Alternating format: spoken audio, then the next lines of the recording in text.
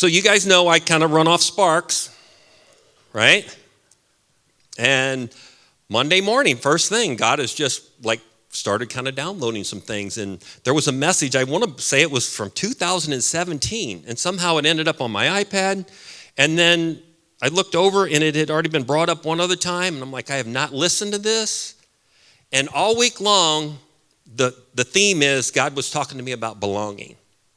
And then, of course, Miracle and the worship team, they picked the song, Father, we belong to you.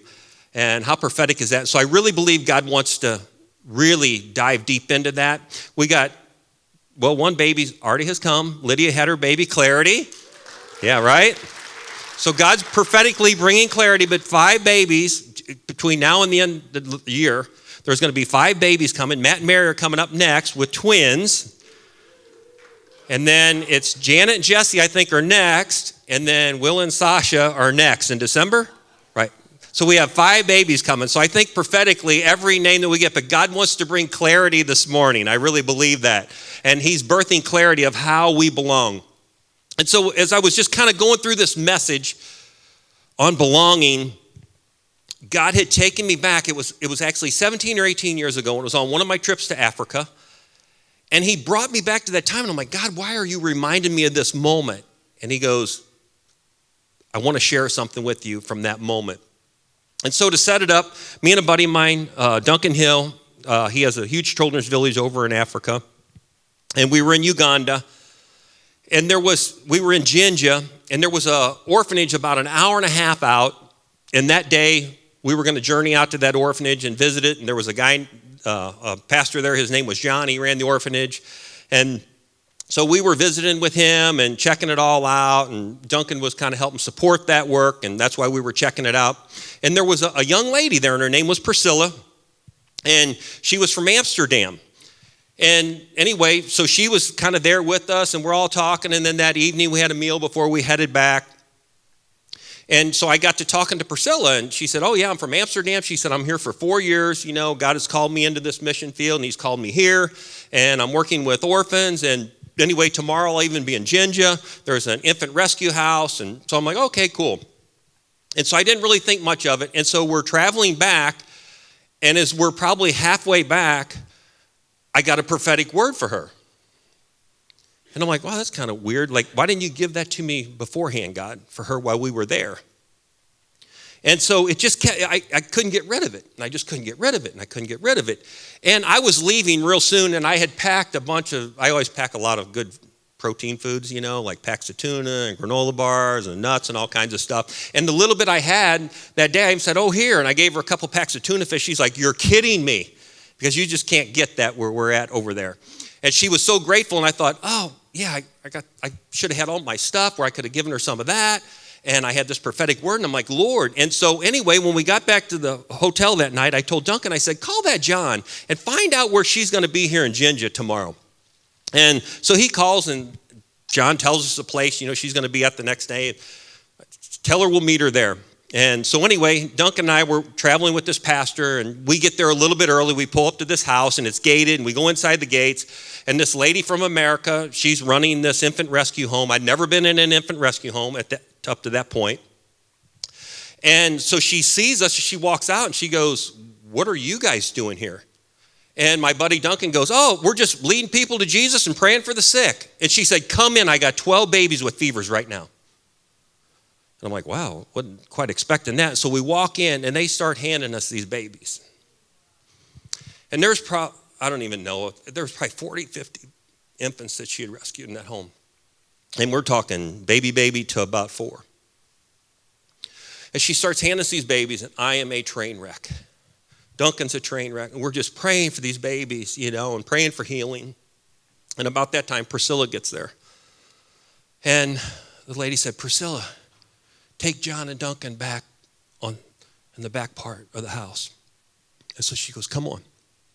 And so we go back, and we walk in this room, and it's 17, 18 years ago. And I remember their names like it was yesterday. Only met them one time. And she hands me Peter. And Peter had a dislocated shoulder, and he had been pulled from his mother's womb, and that's what dislocated his shoulder. And he was thrown in the garbage dump. And then she proceeds to hand me Mark. And when he was born, they threw him in the latrine. And now I'm beyond a train wreck. And Duncan and I have these babies. And I'm like, Lord, I don't even know. I don't even have words, but we just started dedicating them to the Lord. And that they would come to know him. And they would come to know their true Father in heaven. And we just started prophesying life over these two children. It was just one of those moments. And I'm like, how did we get here? You know, it was just this prophetic journey, the way God worked it out. And that was what it was really all about. And I, like, God, why did you remind me of this moment? And he goes, what were you feeling? What were you experiencing in your heart and your emotions? And I go, at the time, I said, I had no language. I had no words for it, God, except that they had been abandoned, rejected, just thrown away. Precious human beings just tossed. And I said, I couldn't get my mind around it. And then I realized what he was trying to tell me, that when we grabbed those babies and we held them and we wept, that my heart's longing desire, I didn't have the words or the language, but that they would belong. That they would belong to their Father in heaven, and that they would find a family, that they would be rescued there, that they would belong. And he gave me those words. And so the core need of every human, this is a core need of every one of us, is to belong. Just like Peter and Mark. Our core need is to belong. Each one of us, we were created for connection. And so I'm going to go to a really familiar passage here in Luke 11. Luke 11:1. Now it came to pass as we were praying in a certain place when he had ceased that one of his disciples said to him, Lord, teach us to pray as John has also taught his disciples. Teach us to pray. At this point, they had seen the dead raised, storms calm, multitudes fed, you name it, all kinds of miracles. They had seen this. And the disciple comes up and he's like, teach us connection. Because we know you have a connection. Teach us how to connect. And how does Jesus start it off? Our Father. Put that up there. Our Father. I'm going to have you guys right now. I'm not going to have you memorize a whole verse this morning, but I'm going to have you memorize this one piece. Everybody go. Our Father. All right, now shut your eyes. I don't want you to read it. On 3, I want you to tell me what you just memorized. 1, 2, 3. Father. Our Father. What was he saying? Next slide, please. You belong. That's what it means. I belong to a family. When he started that prayer, he's like, you belong to a family. You belong. You belong, you belong, you belong, you belong. And he's our Father. On to John chapter 4. Another familiar passage. This is about when Jesus, he doesn't go around Samaria, but he goes into Samaria. He comes to Jacob's well. And he gets there to the well, and there was a woman there, and she was drawing water, and Jesus said to her, give me a drink. And his disciples had already gone on the way to the city to buy food. And he starts this conversation with this woman, this Samaritan woman, which he was not supposed to do. But he starts this conversation with this woman. And then the woman, after he said, give me a drink, then the woman of Samaria said to him, how is it that you being a Jew ask a drink from me, a Samaritan woman? For Jews have no dealings with Samaritans, because Samaritans were mixed Jewish and Gentile blood. And so they were not supposed to interact with the Samaritans. And Jesus answered her, if you knew the gift of God and who says to you, give me a drink, you would have asked him and he would have given you living water. So Jesus starts connecting with this lady. But in verse 9, she's like, how is it that you being a Jew want to associate with me? Why would you even want to talk to me? And so in other words, I'll reject you before you reject me. But Jesus, he reaches out in verse 10, and he begins to connect with her, not reject her. And he starts telling her about living water. He starts talking to her about life. He starts offering life. At that point, he could have just said, oh, you have Jewish blood and Gentile blood. You're a half-breed. He could have said that. Or, wow, lady, God already showed me everything about you. Do you have a lot of issues? He did not do that. He did not reject her. He started immediately finding value and connection. He wanted to connect with her. Verse 11 and 12. The woman said to him, Sir, you have nothing to draw with, and the well is deep. Where then do you get this living water? Are you greater than our father Jacob, who gave us the well and drank from it himself, as well as his sons and his livestock? So as he starts connecting, making connection with her, all of a sudden she comes into the place. I think this is really cool right here in verse 12. Are you greater than our father Jacob? So she's finding common ground now because it's like, he's our father, Jacob. He's our father. And so now she presses in and she's making connection. And then so the story goes, and he's like, go get your husband. She said, well, I don't. He said, truth. He said, you've had 5 husbands, and then now the one you're with, you're not even married to.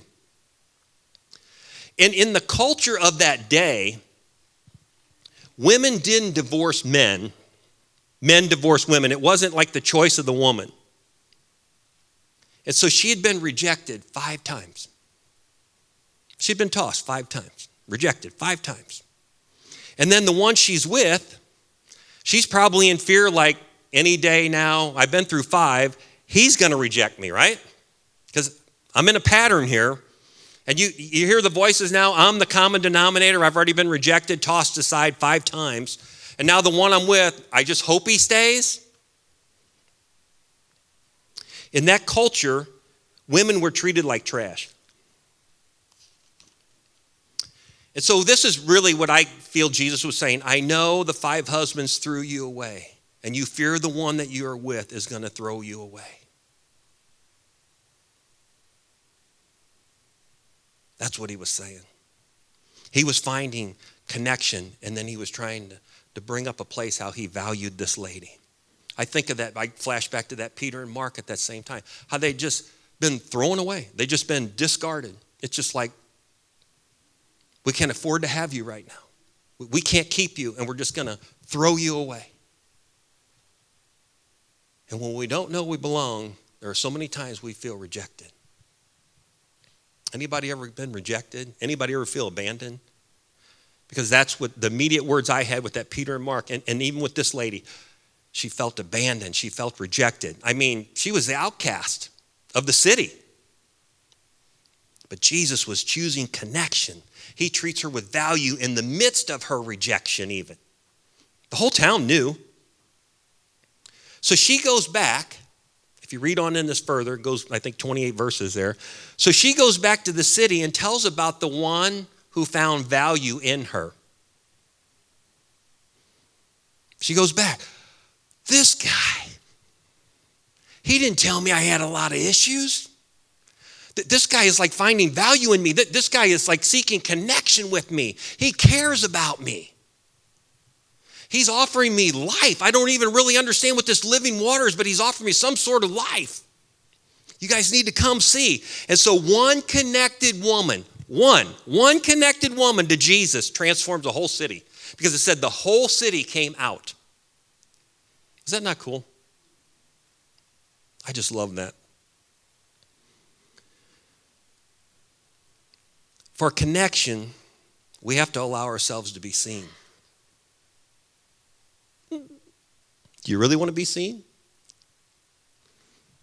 For connection, we need to allow ourselves to be seen. Can we get to that place where, with just different people, with God?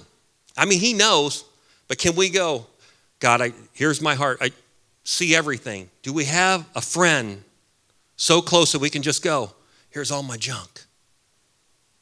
Here's my good stuff, but here's all my junk. Can we trust him that much and just go, okay, I want you to see all of me. I just want you to see Sunday morning, John, right? That's scary, huh? And she could have said, he goes, oh, you've had 5 husbands and one you're with. You're just living with him. You're not even married. She said, oh, not true. That's not true. I don't know who you are, but that's wrong. She didn't. She was allowing herself to even be seen at that moment. Shame and fear tell us that we are not good enough.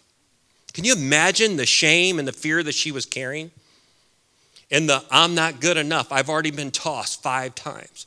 That was my prayer even for that Peter and Mark. I'm like, oh God, when they grow up, as they grow up, I want them to have connection and belong to you. Because I don't want them to think they're just discarded, they're just trash, that they've been rejected, abandoned, thrown away. Oh no, they are yours, God. You have names for them, God. You call them by names. They belong to you. Vulnerability is the birthplace of belonging. Can we be just wide open? And there are some people you don't want to share all your stuff with. I'll just be real honest. But you know the ones in your life. And with God, just be honest with God. Just be honest with him. It's really living a wholehearted life. 3 things out of living a wholehearted life. Courage. Courage is to tell your whole story with your whole heart. Courage is to tell your whole story with your whole heart. Number 2, have compassion. Love well. Love well no matter where you go. Take the risk and love well. Number 3, connection. Seek connection. Seek connection with him, but then seek connection. We're designed for connection. We're designed for this. This is how we're wired. We're designed for connection. When we started the church, it was probably about the first year in. And there was a guy, he was going here. He helped us start the church. And so it's one Sunday morning, and I'm like kind of right back there by the sound booth. And I'm right there, and I'm talking to some people. And he walks in, and he goes, sign says 10 o'clock.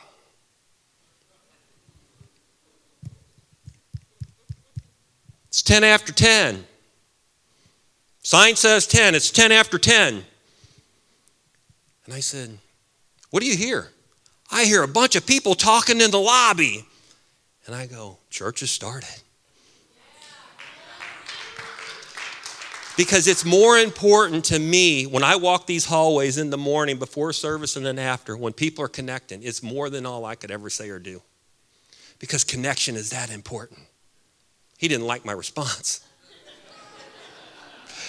Because you should start at 10. But I love it. I'm like, it doesn't matter if it's 10:30 if people are making connection. Because that's what we're wired for, is making connection. So we have to take the risk and let ourselves be seen, telling our story. Right now, our society is in more debt. Our society is more medicated and more addicted than probably any other time. This is because we don't want to feel. We just want to numb ourselves. See, stuff. I can just keep buying stuff and putting stuff on credit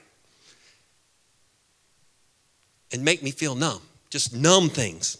If I want to numb down, that's why right now there's so much debt. We so medicate, we're so addicted, is because we just want to numb everything because we're afraid of real true connection. We're really afraid of truly belonging. Or that the biggest fear is that, wow, we don't belong. That's our biggest fear, honestly, in life, that we don't really belong to him. And how many times does the enemy tell us that story? Oh, you don't truly belong to him. There's no way. Look at your past. Look at your life. And so when we numb ourselves with all the different things of the world, we also, at the same time, if we're numbing those things, then we're numbing his love, his joy, and his peace. Everything gets numbed. That's the danger of going down that road when we try to really self-medicate, when we have this void inside of us that the only thing that can fill it is him and true connection with him. And when we try filling that with anything else, it's not going to work. That thing just keeps getting bigger, and it will just keep up swallowing more real estate constantly in your life. Anybody ever do the blame game? You ever blame? The reason we blame, it's a way to discharge pain and discomfort. When we blame, we're just trying to discharge our pain and our discomfort. Think of all the blame that goes on. Man, just turn on the news and If we look past that, it's just there's some sort of pain inside there. And we want to blame and we want to medicate that thing. And when we blame, then that hides our pain because we're too afraid, honestly. We are too afraid to face our pain. we have to believe we're enough. Just say, I'm enough. Everybody, I'm enough. I'm enough. And I'm worthy of belonging. Say it. I'm worthy of belonging. Isaiah 43:1 says, I have called you by name. Part of belonging is you have a name. You have a name. It's written in the journals of heaven even. He says it's imprinted on the palms of his hand. Each one of us, I don't know how he does it on the palms of his hand. He must have really big hands, right? But part of belonging is you have a name. And that next piece of Isaiah 43:1 says, you are mine. In other words, you belong to a family. We're right back to the beginning. Our Father. And I belong. Worship team, come up.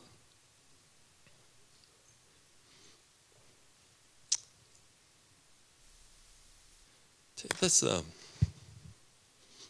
there's a really cool Psalms in the Passion, the way they got it. I want to read this over you.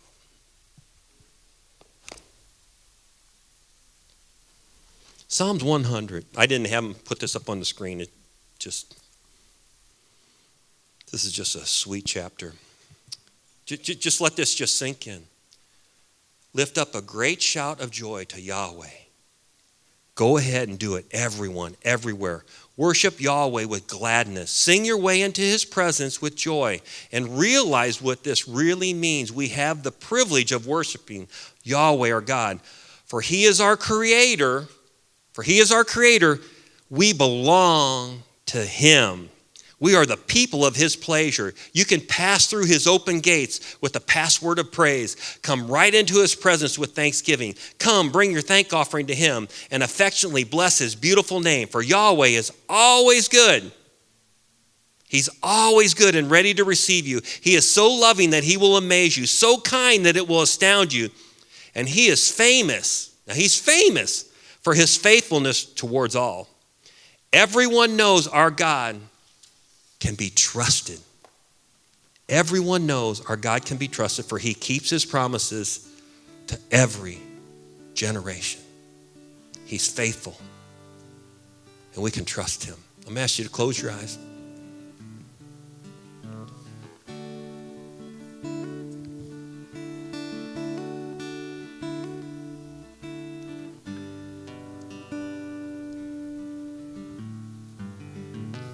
He's your Father. And right now, I just sense so deep in my heart that he wants to hold you. Just the way that Peter and Mark, there was no way I could not hold those precious babies. You couldn't have stopped me. I could have been at gunpoint and I was going to hold them. I was just going to be a spiritual father at that moment. There was nothing that was going to stop me. There's nothing wanting to stop Father God right now from holding you. You are so precious to him. He so deeply loves you. And now just surrender. Spirit, soul, and body. Surrender your whole self right now. And let him wrap his arms around you. And let him hold you. Just be held. Just be held. And in this moment, as you're just being held, you don't have to do anything. Just be you, because he loves you just the way you are. And now just let him hold you.